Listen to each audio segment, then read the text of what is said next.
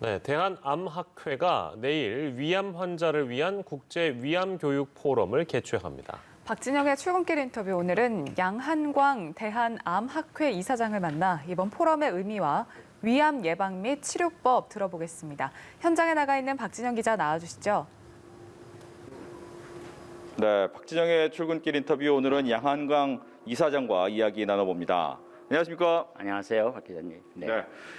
내일부터 이제 국제 위암 교육 포럼이 열린다고 들었습니다. 이 네. 포럼의 의미를 먼저 좀 이야기를 해주시죠. 네, 위암은 전 세계에서 한 100만 명의 환자가 매년 생기고 있는 중요한 암인데요.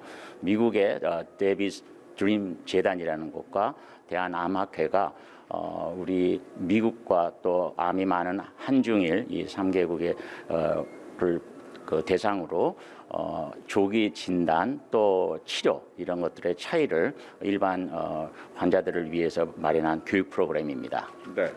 이 온라인으로 진행을 하고 또 누구나 참여할 수 있다 보니까 42개국 500여 명이 벌써 신청을 했다고 할 정도로 관심이 굉장히 높다고요. 네, 그 이틀 사이에 또 지금 43개국에 900명 가까이 등록하고 있습니다. 사실 이런 코비드 상황에 우리가 현장 회의를 하기가 어렵지 않아요. 그러나 화상 회의 시스템을 이용하니까 오히려 전 세계에 있는 우리 대상으로 회의도 진행하고 또 그런데 이제 문제는 언어적 문제가 있을 텐데 그거는 또 이렇게 한중일 우리가 동시 통역을 함으로써 보다 일반인들도 쉽게 접근할 수 있고 오히려 세계가 조금 더 가까워졌다고 할 수 있겠죠. 네. 네.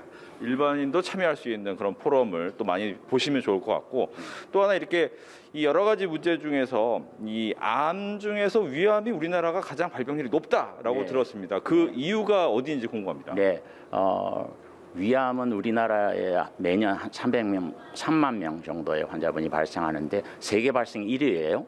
그리고 이제 주위에 일본, 중국도 2, 3위를 다투고 그 정도인데 과학적 근거로 보면은 헬리코박터 그 균의 감염 또 우리가 소금에 염장한 식품 이런 것들을 즐겨 먹는 그런 식습관하고 연관이 있는 것으로 되어 있는데 그러나 우리가 이제 증상이 나타나고 그러기에는 너무 늦게 발견한 경우가 많아요. 우리나라는 다행히 국가 검진이 있죠. 40세 이후.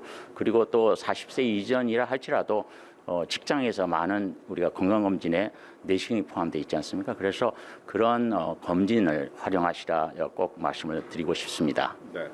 특히 이제 이번 포럼에 보면 암 환자 또 그의 가족이 경험담을 이야기하는 부분이 있다고 하는데 어떤 부분 좀 주의 깊게 들으면 좋을까요? 네, 중요한 차이가 어떠한 병을 낫고 안 낫고의 가장 큰 차이는 일찍 발견하느냐입니다. 그래서 한국과 일본에서는 어떻게 일찍 발견하고 있는지 반면에 그 두 나라를 제외한 나라들은 한 8, 90%가 다 아주 진행된 암이거든요. 그래서 그런 차이를 좀 보셨으면 좋겠고 또 중요한 것은 역시 일반인 또 환자분들에서는 이 암에 대한 이해를 높여야 되겠다. 사실 잘 모르고 당황스럽고 그렇지 않습니까? 그러면은 주변에 여러 검증되지 않은 이런 정보에 귀를 기울일 수밖에 없고 그러다 보면은 수술 시기도 놓치게 되고 또는 더 나아가서 경제적인 또는 신체적으로도 암 치료를 받아야 되는데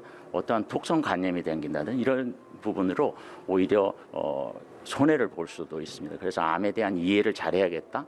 그렇기 때문에 대한암학회에서는 앞으로도 우리 일반 국민들에게 올바른 이런 치료에 대해서 계속 교육 프로그램을 확대해 나가도록 하겠습니다. 네, 오늘 말씀 잘 들었습니다. 지금까지 박진영의 출근길 인터뷰였습니다.